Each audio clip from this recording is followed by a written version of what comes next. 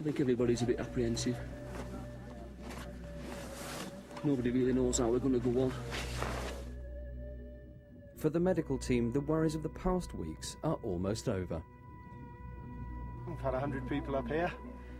Nearly all of them have kept completely well and are all ready to race. So the sun is coming up over Everest behind, looking out the tent there.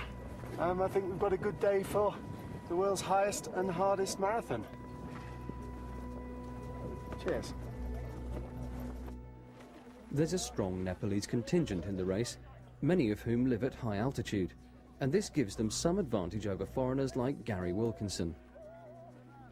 The foremost of the Nepalese runners is past winner Harry Roker. Good morning, everybody! Welcome to the 1999 Everest Marathon! Okay, ready, steady, it's 7 o'clock, go!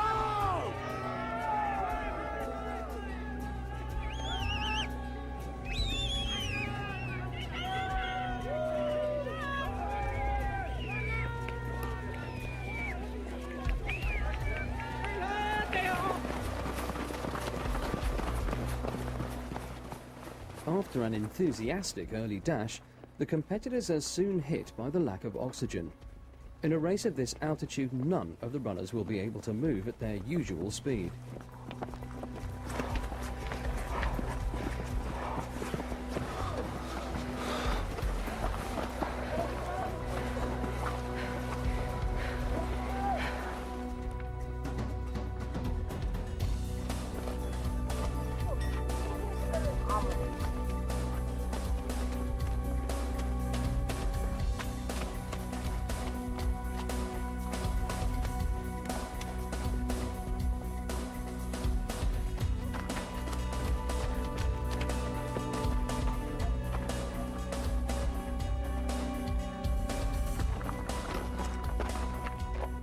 Harry Roker is a former Olympic runner and shows his class as he powers into an early lead.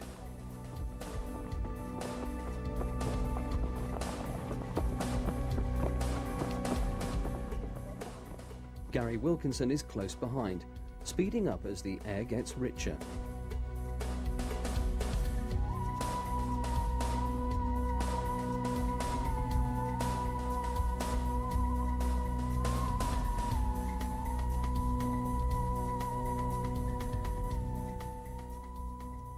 The checkpoint at Ferice, 7 miles into the race.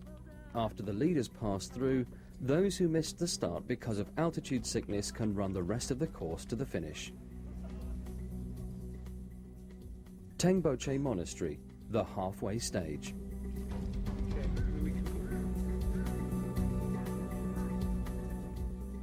Harry Roker will break the race record if he keeps up this pace. Kancha Bahadur Sherpa, on home territory, is second.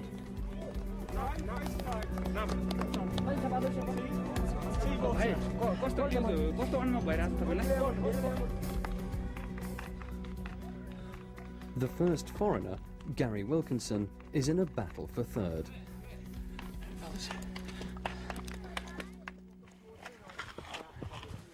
This is me.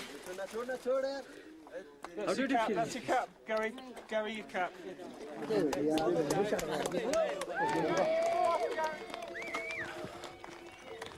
Joe, keep going. 7.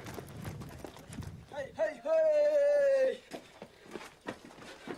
Thank you. Having started from Ferice after the leaders passed through, Steve Barnard is showing his ability and is catching them up.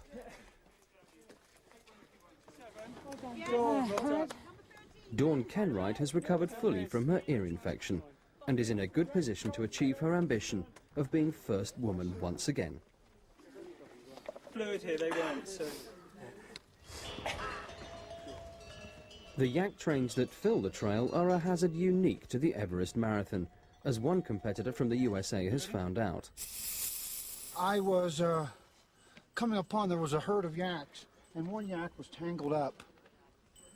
And the farmer saw me and felt bad. He saw that I was racing in a race, and he was telling me to come on. I didn't want to come on. He had the yak held by both. He said, come on. So I went by and the yak kind of broke loose and just kind of, I saw him coming, so I kind of turned sideways, but he kind of knocked me off the trail, and I tumbled probably 15, 20 feet.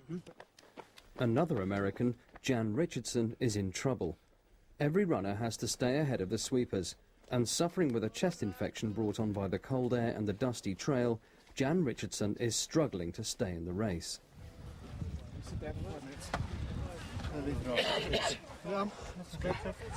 Jan, cold tea. Dirty one, No. dirty one. No? Cough is killing me. Coke, does he? Jesus. This one. Mother race, let me tell you, Steve. Chris, I can't remember. In the end, Richardson is pulled out by the doctors 6 miles from the finish.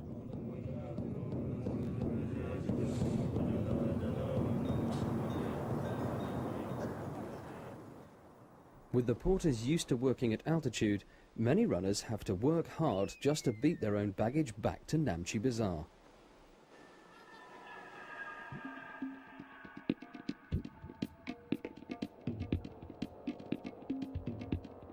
Dot Hand has recovered from her bad time in the altitude chamber. Dot is running the shorter course with Sue Milliken, who has given up her own dream of running the whole marathon to support her friend. She's waiting, yeah. She's frightened of the yaks. How do you feel? Okay, a bit sick and a bit dizzy, but otherwise, oh, It's good? it's good. Hot. When they reach Namche Bazaar, the runners will still have a 6-mile loop to complete to make the full 26-mile marathon distance. Steve Barnard is running well, but none of the foreigners will catch Harry Roker, who is pushing for the race record. Kancha Bahadur Sherpa is second, but far behind Roker.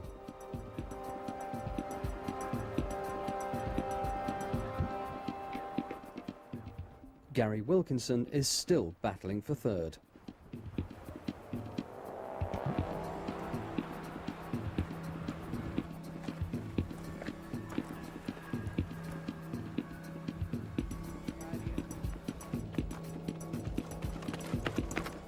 Down in Namche Bazaar, the first runner comes into sight, and to local delight it's Harry Roker. In a time of 3 hours and 56 minutes, he has set a new race record, beating the previous best time by 3 minutes. It's a Nepal 1-2, as Kancha Bahadur Sherpa finishes second, 20 minutes later. Yes, thank you. Gary Wilkinson is third, in 4 hours and 38 minutes.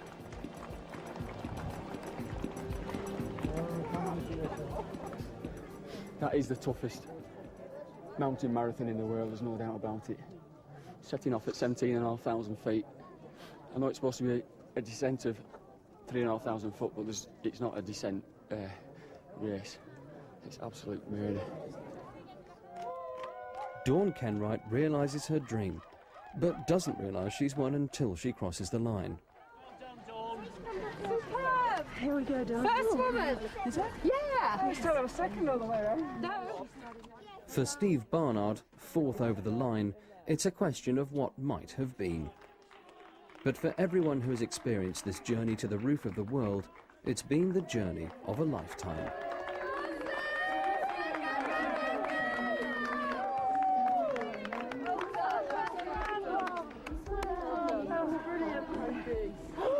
Well done, very tough. What have you done?